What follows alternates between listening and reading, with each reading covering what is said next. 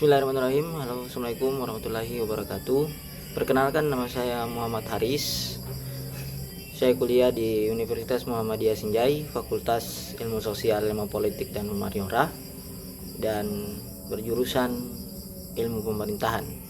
Kali ini teman-teman, saya akan mempresentasikan soal tentang adopsi dan penerapan artificial intelligence atau kecerdasan buatan AI, baik di lembaga pemerintahan maupun di lembaga swasta. Check it out.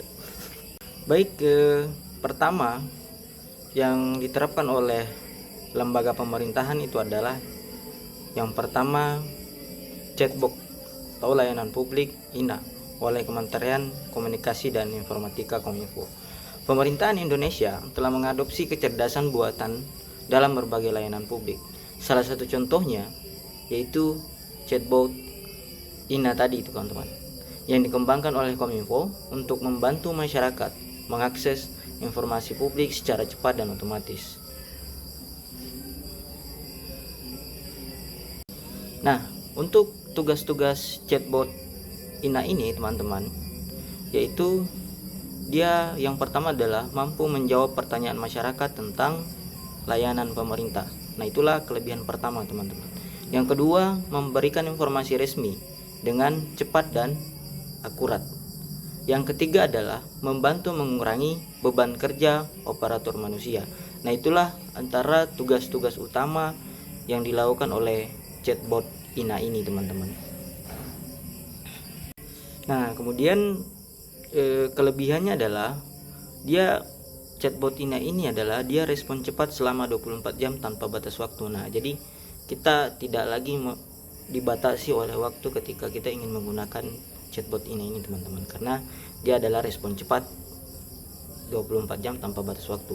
Dan yang kedua adalah menghemat waktu dan biaya pelayanan publik. Nah, kita tanpa lagi untuk pergi ke tempat-tempat pelayanan publik teman-teman, seperti di instansi ABA dan segala macam. Nah, yang ketiga kemudian mengurangi beban administratif aparatur sipil negara.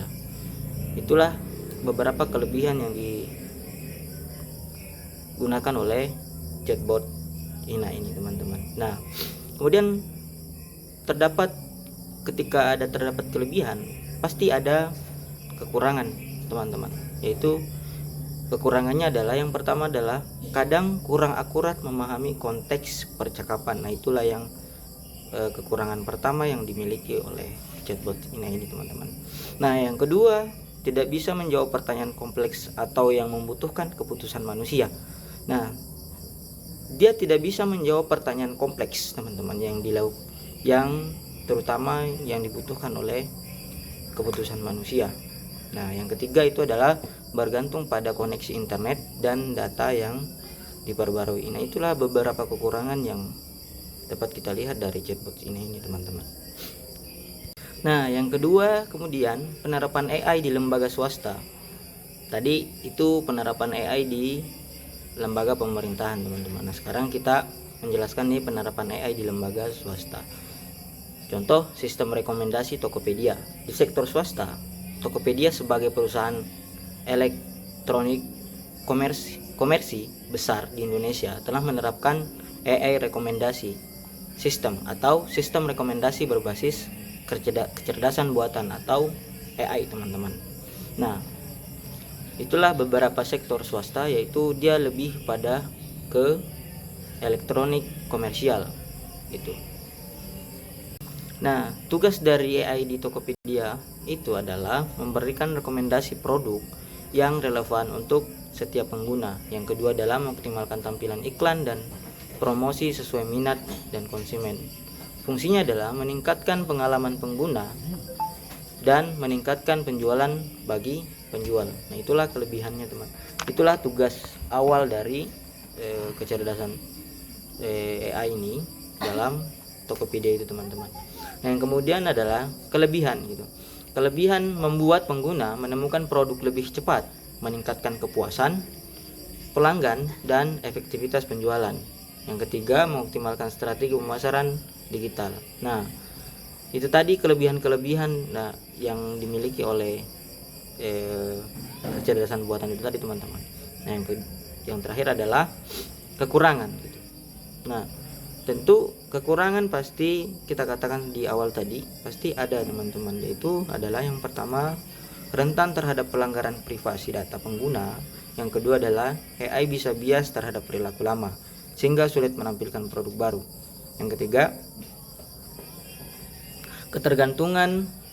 adalah ketergantungan pada data besar, big data yang harus selalu diperbarui. Nah yang kesimpulannya adalah dari dua contoh tersebut bisa kita lihat bahwa AI di lembaga pemerintahan membantu meningkatkan efisiensi dan pelayanan publik, sedangkan AI di lembaga swasta fokus pada peningkatan pengalaman pelanggan dan profit perusahaan. Namun keduanya sama-sama menghadapi tantangan seperti akurasi, etika, dan keamanan data. Maka penting bagi kita untuk memahami bahwa AI hanyalah alat yang hasilnya tergantung bagaimana manusia merancang dan menggunakannya teman-teman.